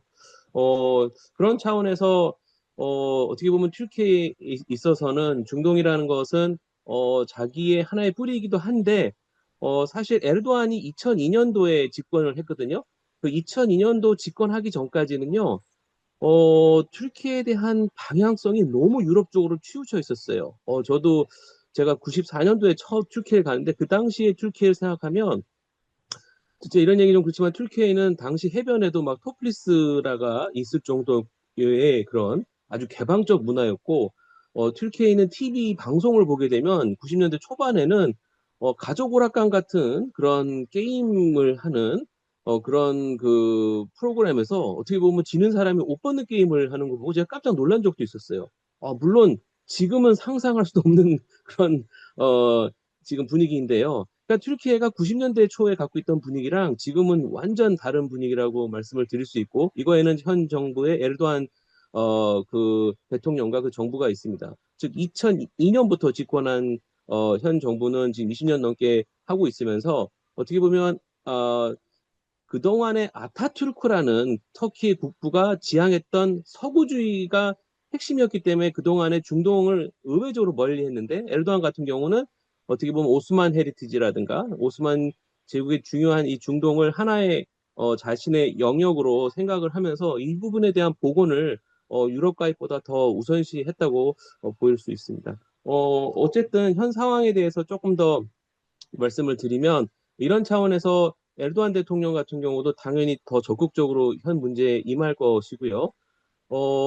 많은 분들이 러시아 우크라이나 전쟁 때 의외로 튀르키예가 막 중재하는 것을 보고 깜짝 놀란 경우가 있습니다. 튀르키예 그 정도 되냐? 국력이 되냐? 실제로 국력이 되고요. 현재 나토에서는 군사력 2위입니다. 즉 무슨 소리냐면 미국 다음으로 육군이 가장 많고요. 그다음에 뭐 공군력뿐만 아니라 이걸 했어도 뭐 영국이라든가 독일에 전혀 뒤지지 않을 정도의 공군력도 갖고 있는 것도 사실입니다. 그래서 터키가 나토의 또 일원이기 때문에 어떻게 보면 여러 가지 면을 다 갖고 있습니다. 근데 어쨌든 현 상황에서 이제 러시아와 우크라이나 전쟁에서 튀르키예가 또 여러 가지 중재를 하고 있거든요. 이거 한 만큼 제가 생각할 땐 이런 이란과 미국 또 이스라엘과의 전쟁에서 결국은 엔드 게임으로 갈 때는 튀르키예가 또 적극적으로 개입하지 않을까라는 생각이 들고 그 중재 역할에는 튀르키예가 중심적으로 역할을 하지 않을까라는 생각이 듭니다. 현 에르도안 대통령도 아마 적극적으로 더 이 사태에 대한 정리와 마무리가 되는 어떤 그럴 때가 되면 적극적으로 개입하지 않을까라는 생각이 들고요. 그리고 또 이런 얘기도 많이 듣습니다. 아니, 튀르키예에 뭐 지금 뭐 이란이 미사일을 막 주변 쿠웨이트라든가 이란 쪽 뭐 미군 기지를 타격했다고 하면서 일부에는 또 한때 튀르키예도 쐈다. 왜냐하면 튀르키예도 미군 기지가 있거든요. 인질릭을 비롯한 물론 지금 거기 많이 쇠퇴하지만 나토 육군도 있어요, 사실은. 그러니까 미군으로 치게 되면 뭐 중동 못지않게 튀르키예도 많은데 근데 그건 정말 너무 튀르키예나 전체적인 국제 정세를 모르는 분이 얘기하시는 거고요. 튀르키예는 좀 전에 말씀드린 것처럼 나토의 회원국입니다.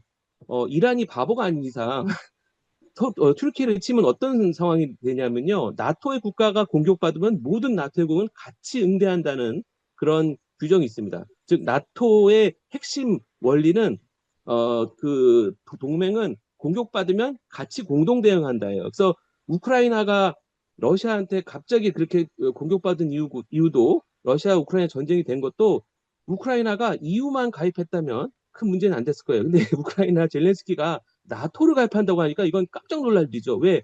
잘못한 문쟁이 분쟁이 되면 러시아가 모든 유럽 나토 국가들하고 또 미국과 캐나다까지 다 응대해야 되는 그런 상황이거든요. 저는 오히려 이런 상황 봤을 때 이란이 섣불리 튀르키예를 친다? 그거는 저는 말도 안 된다는 소리라고 봐요. 오히려 잘못된 선택을 해서 더 확전될 수 있기 때문에 오히려 그렇지는 않을 거라고 봅니다. 저는 이러한 상황 속에서 어떻게 보면 그 튀르키예가 어느 정도 시점이 되면 또 현 사태에 대한 중재 역할을 하지 않을까라는 생각을 해봅니다. 그리고 이제 좀 쿠르드 아까 뭐 말씀드렸던 제가 원래 이제 좀 관심 가졌던 쿠르드 문제인데요. 뭐 이거는 사실 이주환 교수님도 어느 정도 지금 말씀을 주셨어요. 지금 어느 정도 약간 이게 마무리됐어요. 더 이상 요 얘기는 조금 들어간 것 같아요. 근데 한때는 3월 초만 해도 막 이 얘기가 되게 좀 많이 확대됐고 또 우리나라 언론에서도 요 부분을 또 많이 또 확대 재생산을 한 경우도 있습니다. 저도 그렇기 때문에 좀 이거에 대한 심각성을 한번 말씀을 드렸는데요. 뭐 제가 제 기고문에도 썼지만 사실 쿠르드는 뭐 튀르키예를 비롯해서 시리아, 이란, 시리아, 이라크, 튀르키예 이 네 내국에 걸쳐 있으면서 약 3,500에서 4천만 정도가 되는데 뭐 이주환 교수님께서 아까 살짝 얘기했지만 이게 잘못되게 활용할 경우 진짜 토사구팽에서 오히려 더 확전만 만들 뿐 진짜 어떻게 보면은 쿠르드 입장에서도 조금 더 좀 더 면밀히 생각할 문제고요. 그다음에 제가 좀 더 강조하고 싶은 거는 이 쿠르드 쪽 입장, 그 쿠르드에 대한 이야기를 할 때 쿠르드가 단일 민족이 아니라는 거예요. 지금 하나의 쿠르드는 여러 부족들을 연계해서 통칭하는 하나의 개념이지 이 쿠르드가 마치 하나의 민족, 하나의 언어, 하나의 문화권을 형성한 게 아니고요. 그 네 개 문화권이 네 개의 나라에서 확대적으로 이렇게 쭉 분포한 것도 아닙니다. 다 달라요. 튀르키예 안에 있는 쿠르드족 안에도요. 뭐 제가 아까 그 말씀드렸던 그 기고문에도 뭐 자자, 고라니, 소라니, 뭐 쿠르만지 뭐 여러 가지 분들이 다 이렇게 있습니다. 근데 그게 다 쿠르드어라는 범위 내에 들어가지만 이분들이 서로 뭐 연대의식을 갖다거나 언어 문화가 같다 이렇지도 않아요. 예. 특히 뭐 이란 쪽에 있는 고라니와 이쪽 소라니 쪽은 튀르키예에 있는 자자하고는 조금 거리가 좀 있습니다. 사실 그 종교적으로도 조금 그 시아와 저기 저 순위로도 좀 갈리는 경우도 있고요. 그렇기 때문에 우리가 쿠르드 문제를 봤을 때 마치 쿠르드를 우리나라 입장에서 막 단일 민족화된 하나의 이렇게 통칭하는 것은 우리가 조금 쯤은 한 번쯤은 좀 고민해서 조심히 써야 되지 않을까라는 생각이 듭니다. 이게 쿠르드가 하나의 단일된 그 민족이 아니라는 거는 좀 알아주셨으면 좋을 것 같습니다. 어, 그러면서 이제 좀 쿠르드 문제는 사실 뭐 튀르키예에서는 뭐 PKK라는 분리독립 단체 하나의 대표적인 거고 그게 또 시리아에서는 그 YPG라는 그런 또 어떻게 보면 시리아의 또 그 민병대 출신의 또 그런 친구들이 이렇게 또 연계돼 있다고 했기 때문에 이게 튀르키예에서 되게 심각한 문제이고요. 또 한편으로는 또 이란에 있는 PJAK라는 그룹, 그죠? 그쪽 그 이란 쪽에 있는 인민수비대인가요?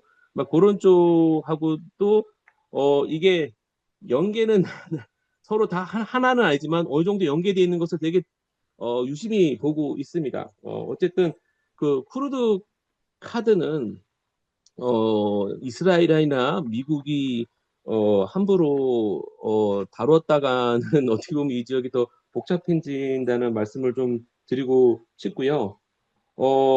그리고 이제 저는 약간 또 학과가 학과인 만큼 또 튀르키예 아제르바이잔이 있습니다. 그래서 요 아제르바이잔 부분과 또 이란이 또 되게 재밌는 부분이 있는데, 요 부분은 또 우리 또 이주환 교수님이나 또 요 부분이 또 많이 말씀을 안 해주셔가지고 사실 아제르바이잔이 또 되게 중요한 변수인데요.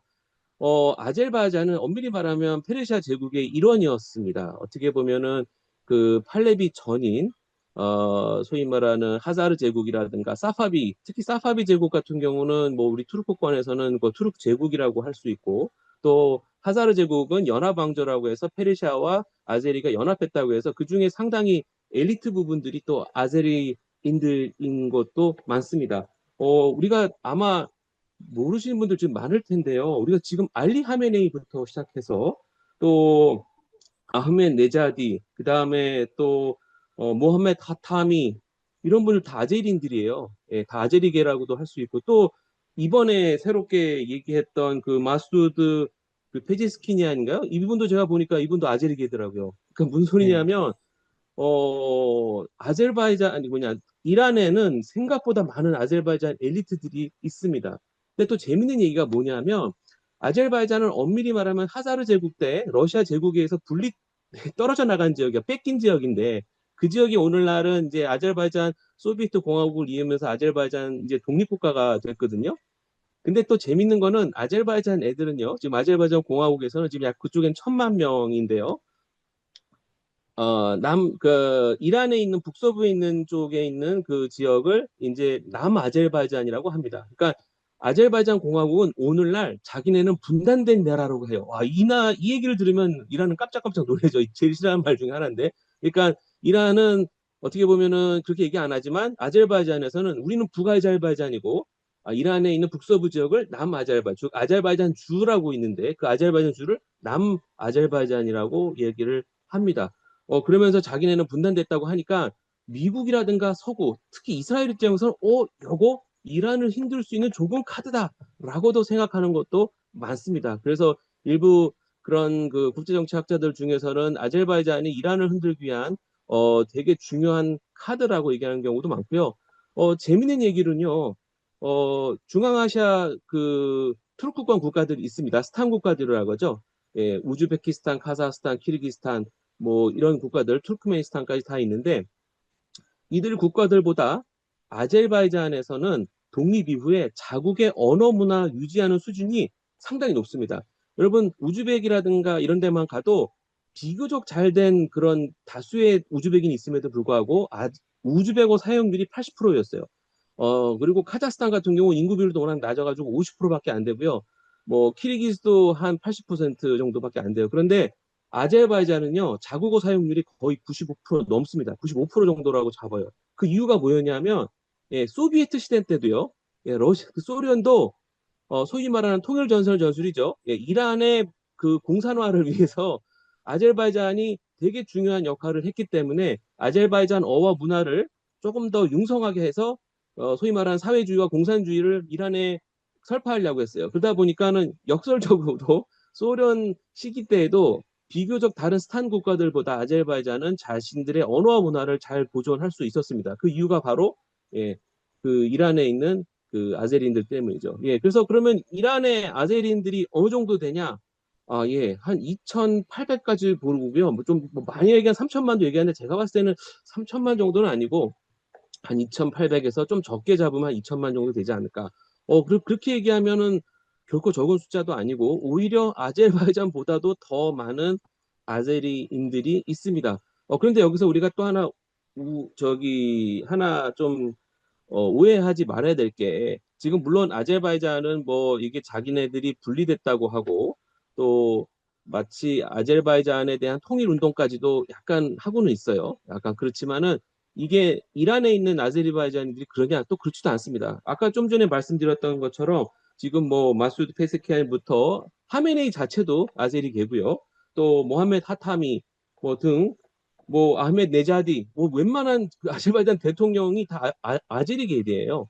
그럼 얘네들은 아제르바이잔과 통합을 원하고 그럴까요? 아닙니다. 실제로 많은 아제르바이잔 엘리트들은 아제르바이잔과 통합과 이런 그런 생각을 하지도 않아요. 그거는 서구가 바랄 시나리오고 어떻게 보면은 뭐 아제르바이잔 내에서는 전혀 다른 분위기죠. 그러니까 그러니까 이란에 있는 아제르바이잔 사람들, 저도 그분들 좀 알고는 있는데요.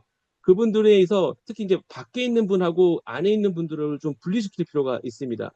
즉, 이란 내에 있는 아제리인들은 상당한 엘리트로서 이란을 하나의 자신의 정통성으로 받아들여요. 무슨 소리냐면 중국에 있는 조선족 같은 게 아니라요. 자신들이 이 페르시아 문화의 자기가 주도자라고 생각하기 때문에 그렇게 소위 말하는 그 소수민족이라고 생각하지 않고 주변에 있는 변방이라고도 생각을 하지 않습니다.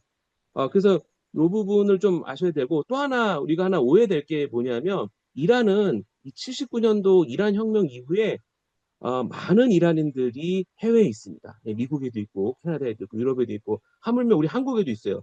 저희 과에도 이란 학생이 있어요. 그런데 이 이란 전쟁이 있고 나서 뭐 일부 미국에 있는 이란인들은 막 클럽에서 막 이란의 자유가 왔다면서 그 옛날 그 팔레비 왕족 국기 펄럭이고 막 이런 파티하는 모습도 보이고 또 한국에 있는 이란인들 커뮤니티 일부에서는 제가 또 보기로는 우리 이란이 자유 이란을 위해서 막 해야 된다 움직여야 된다 막 호소하는 것도 제가 봤어요. 그런데 이거를 또 우리 언론들이 보고 마치 이란에 있는 모든 사람이 그런 것처럼 이렇게 좀 오인하는 거 있는데 우리 이 부분은 오히려 이주환 교수님이랑 아까 우리 홍인자 교수님께서 말씀하셨지만 이란 내부에서는 그렇지 않습니다. 예, 그러니까 우리가 이 디아스포라도 구별을 해야 돼요. 즉 이란인이라고 해서 다 똑같은 게 아니라 외부에 있는 이란인들은 그렇게 얘기할 수 있어요. 왜? 자기네들이 시리아에서 떠났기 때문에 그렇지요. 그렇지만 이란 내부에 있는 이란인들은 그렇지 않아요. 그걸 우리가 오해를 하면 안 되고 그거를 오판한 게 지금 소위 말하는 지금 트럼프의 지금 이란 전쟁이 아닐까 그런 생각이 듭니다. 그래서 어떻게 보면은 아제르바이잔 입장에서도 상당히 중요한 입장이고 또 최근에 또 뭐 아제르바이잔 영토인 그 낙체반에서 그 이란의 저 미사일이 갔다고도 하는데 이 부분은 뭐 저도 여기저기에서 좀 확인해 본 결과 이게 지금 이란은요 약 40% 우 정도가 선생님, 너무 재밌어서 계속 듣고 싶은데, 네네 우리가 시간의 한계가 있어서 마무리를 네네 좀 해주시겠어요? 예. 네, 뭐, 그래서 뭐 하여간 이란 같은 경우도 뭐 40%대에 그 있는 것은 여러 소수민족들이 다 같이 있기 때문에 사실 그것들에 대한 그 동요를 원하는 뭐 그게 뭐 쿠르드일 수도 있겠죠. 그런 분들이 뭐 아제르바이잔에도 약간의 또 지역 혼란을 위해서 하지 않았나 뭐 이런 얘기도 합니다. 그래서 아제르바이잔은 물론 이후에 지금 계엄령을 내린 상태지만 그렇다고 해서 지금 뭐 아제르바이잔과 적대적 전쟁이나 이런 걸 할 상황은 아니고, 현재 이란이 혼란하기 때문에, 이것이 확전되는 것이 예의주시하고 있다. 이렇게 말씀드리고 수 있습니다.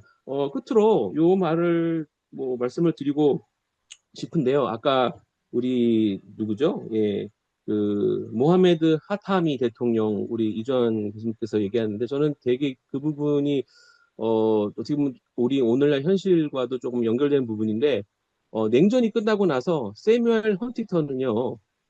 소위 말하는 클래시 오브 시빌라이제이션 문명이 충돌한다. 왜? 미국은 누군가 찾아야 됐어요. 냉전 끝나고 나서. 그래서 사뮤엘 헌팅턴이라는 미국의 그 국무장관까지 했던 분은 문명이 충돌한다는 얘기를 했습니다. 그 당시에 모하메드 하탐이라는 대통령은요. Dialogue between the civilization 문명 간의 대화를 한다고 책을 냈어요.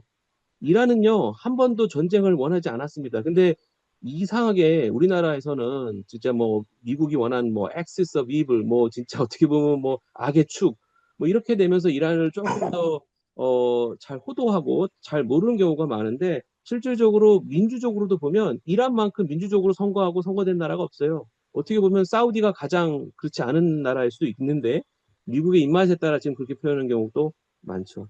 그래서 어쨌든 어떻게 보면 지금 명분 없는 전쟁인데 한국도 되게 조심해야 될 것 같고 뭐 지금 오늘자 보니까 뭐 우리나라랑 일본에도 뭐 구축함이나 이런 거 얘기하는데 저는 되게 쉽다고 봅니다. 예, 그 1차 이라크 전쟁 때도 터키가 나토 국가거든요. 근데 부시 행정부에서 터키를 통해서 이라크를 진입한다고 할 때 터키가 그걸 승인 안 했어요. 그 승인 안 했던 이유는 뭐냐면요. 우리는 법과 절차가 있다고 해서 국민 투표를 했어요. 그래서 국민 투표를 했는데 80%가 다 반대한 거예요. 그래서 결국은 예, 1차 중동동 때에도 미군은 터키를 사용하지 못했습니다. 예, 이상입니다. 아유, 감사합니다. 예. 아, 그, 이주환 선생님, 그, 그냥 이렇게 해볼까요? 그 이란 내에 그 아제르바이잔계의 위상에 대해서 오 선생님 의견과 그 뭐야 일치하시는지 의견에 동의하시는지 그다음에 이제 그 만약에 미국이 쿠르드족을 지원해서 만약에 이란 내에서 지상전을 편다 그러면 이제 터키는 쿠르드족이 또 강해지는 것을 걱정하기 때문에 이제 터키에 튀르키예의 반발이 있고 그럴 텐데 그 점 관련해서 선생님 좀 말씀 주시겠어요? 그 아제르바이잔하고 이 예. 튀르키예 입장.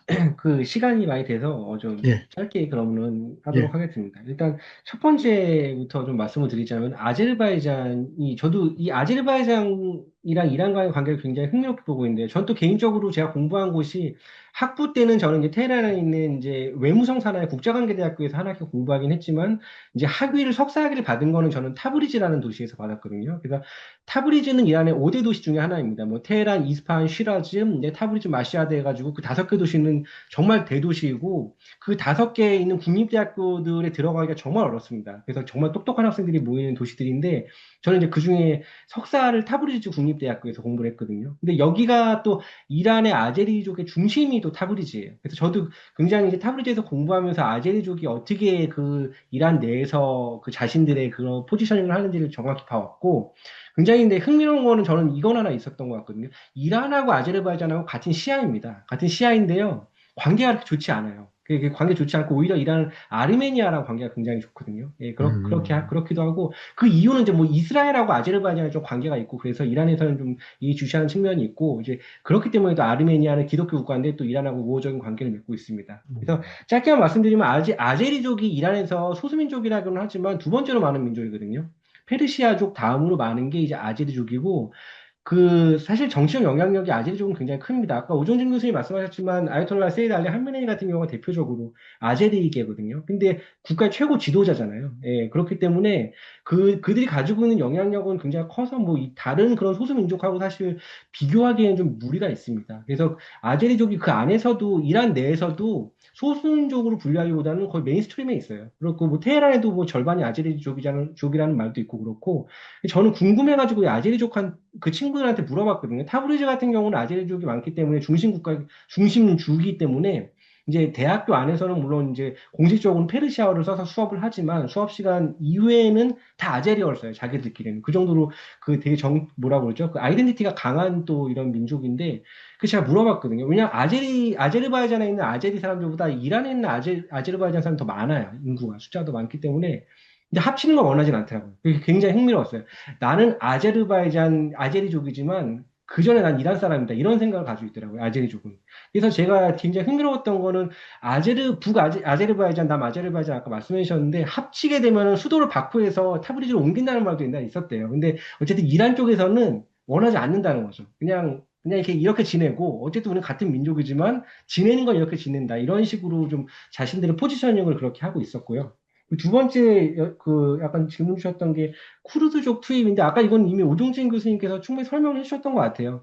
이거는 될 수가 없는 문제고 됐을 때 정말 복잡해져요. 왜냐하면은 그 튀르키예 쪽에서는 예전에 보면은 이 쿠르드인들을 산악 터키인이라고 불렀거든요. 그러니까 이 쿠르드족의 존재 자체를 사실은 인정하고 싶어 하지 않습니다. 이제 그 너희들은 이제 그런 쿠르드가 아니고 산악 계열의 그 터키인으로서 우리 같이 이렇게 동화시키려는 정책을 또 펼치기도 했고 그렇거든요. 그래서 아마 이 쿠르드족을 활용하면 할수록 결국엔 나중에 튀르키예랑 분명히 마찰이 있을 거기 때문에 이건 굉장히 복잡한 문제라고 봐야 됩니다. 그러니까 말도 안 되는 것을 너무 즉흥적으로 이게 이제 트럼프 행정부에서 좀 했던 측면이 있고 그래서 YTN 그날 인터뷰 나가서 이 부분도 설명드렸던 부분이 있습니다. 네, 그래서 답변은 이 정도로 예, 될 것 같습니다. 감사합니다, 선생님. 예.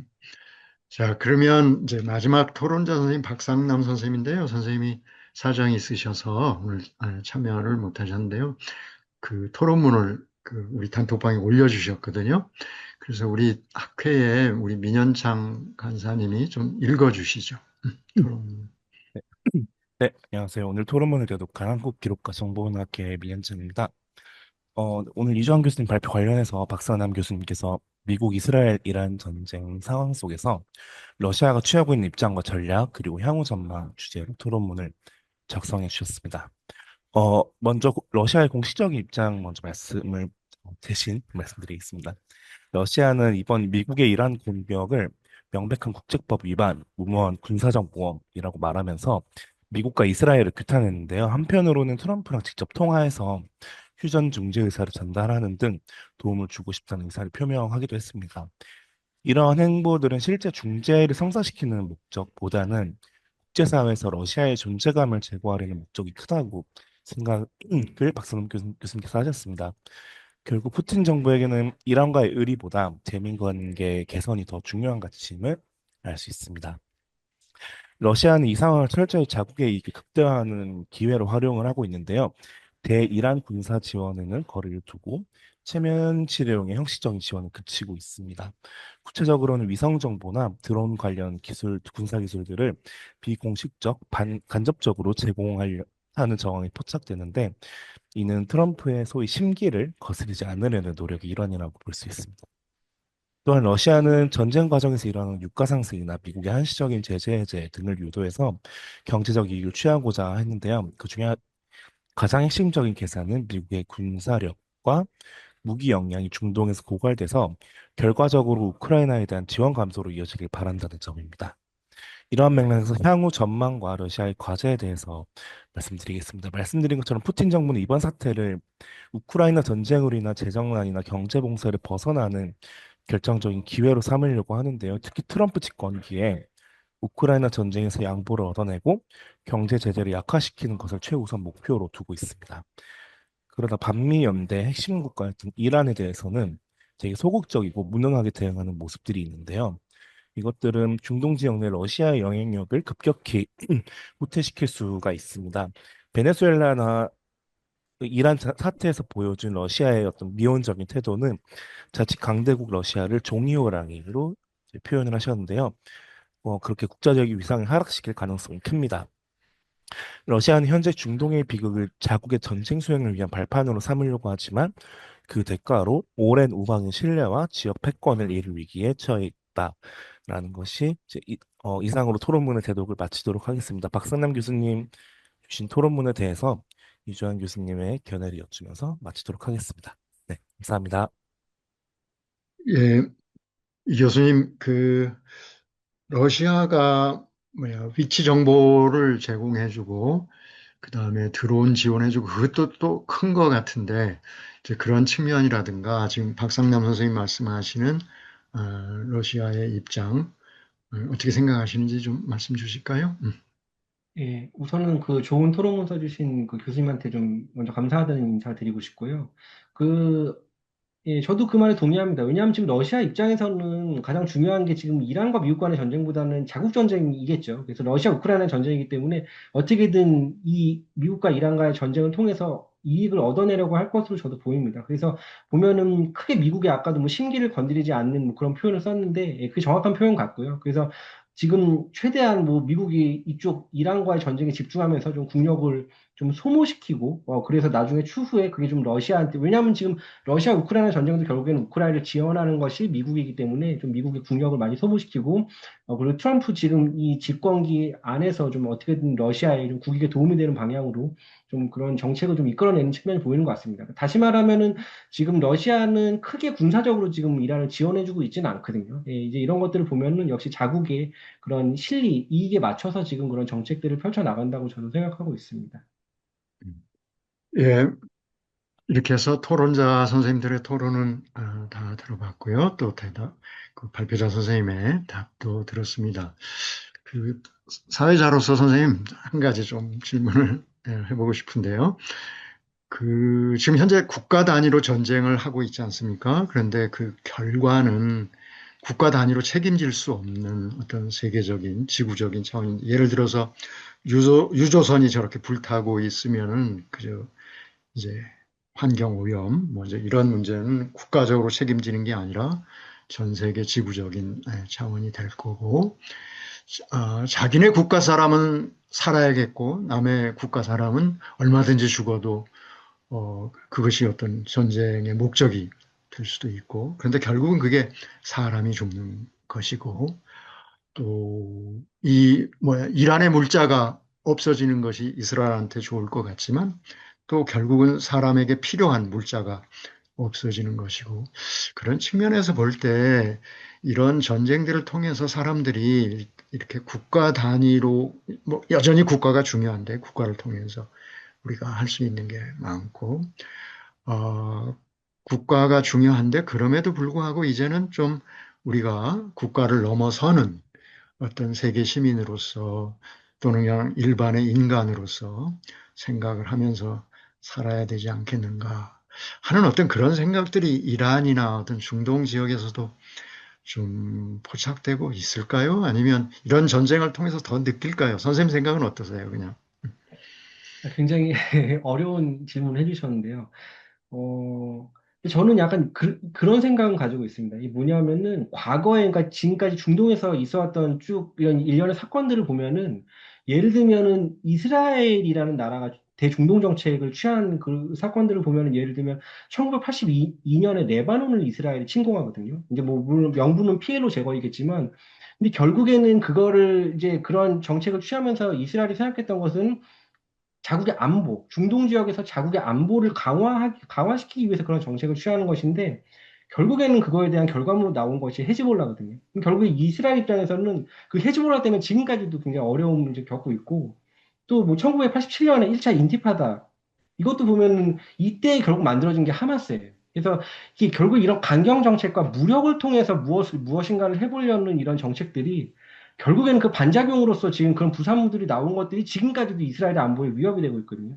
하마스 음, 때문에도 그렇고 헤즈볼라도 그렇고 이런 것들이 굉장히 많습니다. 그래서 지금 이런 뭐 이란 핵 문제도 그렇고 이거를 참 이란 입장에서는 사실 계속 지금 지속적으로 이야기하는 것은 디플로마틱 솔루션이거든요. 그러니까 외교적인 해법을 계속 이야기하고 있었고 얼마 전까지 핵 협정도 굉장히 좀 순항하고 있었던 측면이었는데 이거를 굳이 이렇게 무력 충돌까지 이렇게 지금 공격을 해가면서 이게 하는 게 좀 저도 굉장히 안타깝고 이해가 되지 않습니다. 그래서 이런 것을 좀 과거의 역사를 통해서 좀 우리가 교훈을 얻고 배워야 되는데 결국에는 무력을 통해서 무엇을 하려고 했을 때 결국 더 나아지는 게 별로 없었거든요. 단기적으로는 뭐 이스라엘의 군사력을 뭐 이렇게 과시하고 그것이 뭐 그것을 통해서 중동의 어떤 뭐 평화라든지 이스라엘의 안보에 도움이 될 것 같지만 결국엔 그렇지 않았거든요. 역사적으로 음, 보면은 음, 그렇게 해서 많은 테러 단체들이 생겨나. 왜냐하면 중동은 일단 이란도 그렇고 이런 많은 그 아랍 국가들이 봤을 때 구조적인 문제가 있습니다. 그 팔레스타인 땅을 이스라엘이 강제적으로 점령했다고 보는 것이 이란 입장이거든요. 그러니까 이란은 지금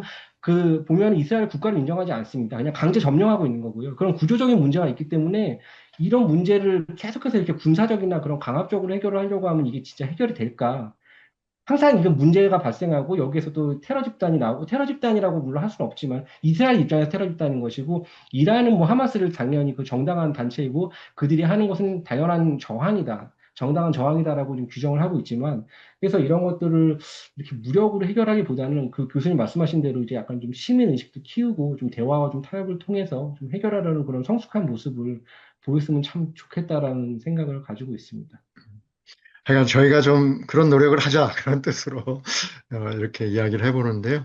선생님 말씀에 그렇게 강경 정책을 취하면 취할수록 이제 아까 더 이제 짐이 커지는 이제 뭐 헤즈볼라가 나오고 하마스가 나오고 이렇게 했는데 이제 한 쌓인 사람들이 더 많아지고 이제 그것은 또 그만큼 자국을 지키기가 더 어려워지고 이제 그런 것들을 좀 깨달았으면 좋겠는데 이제 어떤 방법이 있을까 깨닫게 하는데 앞으로 좀 우리 같이 노력을 해보면 좋을 것 같고요. 자, 그 시간이 좀 됐습니다만 우리 참여자 선생님들 중에 질문 있으실 것 같은데요. 마이크를 켜시고 좀 질문해 주시겠어요? 질문 있으신 선생님께서는? 이제 시간이 많이 돼서 선생님들께서 질문을 삼가하시는 것 같습니다. 질문들이 많이 있으실 것 같은데, 그 질문을 꼭 하시고 싶은 선생님들께서는 단톡방을 이용해 주셔도 좋을 것 같아요. 거기에 질문 올려주시면 또 우리가, 답을 공유하고 또 거기에서 소통하고 토론할 수 있을 것 같습니다. 그렇게 해 주시고요. 오늘 지금 이제 여러 전공의 선생님들 또 학생들께서 같이 공부했는데요. 이것을 계속 이러한 방향으로 가면 좋겠습니다. 저는 이제 이 아카이브 기반으로 세계 공부를 하자 하는 이야기를 많이 하는데요. 이제 예를 들어서 지금 우리 이란, 또 이란에 관련해서 오늘 쿠르드족, 그다음에 아제르바이잔 뭐 연결해서 우리가 공부도 하고 지금 핵 문제 뭐 여러 가지 지금 다뭐 정리하기도 복잡하게 여러 주제들을 공부를 했습니다. 이제 앞으로는 이제 이러한 정보들 내용들이 디지털 데이터화되고 또 AI를 통해서 활용도 하고 그렇게 되다 보면 이제 전 세계가 어느 정도 그 언어 장벽도 넘어서면서 언어 장벽을 넘어서는 데는 이제 그게 정확해야 될 테니까 그 예, 인간 전문성, 사람 전문성, 그게 더 중요해지겠죠. 이제 그렇게 해서 하여간 자동 통번역도 어느 정도 사람들이 활용할 수 있게 되고, 또 아까 그 데이터, 뭐 AI 활용 뭐 이렇게 된다면 세계가 이 소통하는 것이 지금하고는 완전히 이렇게 다른 게 될 것 같습니다. 뭐 그게 아까 홍인자 선생님하고도 잠깐 얘기했습니다만 문학, 음악, 뭐 다른 한류, 또 그게 국제정치 뭐 이렇게 연결해서 우리가 다양한 콘텐츠를 만들기도 하고 마지막에 이야기한 어떤 세계 시민 사회를 만들어 가는 데 있어서 어떤 그런 다양한 문화 또 어떤 기술 이런 것들을 활용해서 가겠는데요. 선생님들 조금씩 우리 노력을 해가지고 그러한 길을 우리 단톡방에서 이렇게 좀 찾아갈 수 있으면 좋겠습니다. 다시 한번 오늘 발표해 주신 이주환 선생님 너무나 감사하고요. 나중에 또 다른 주제로 한번 선생님 같이 하면 좋겠고요.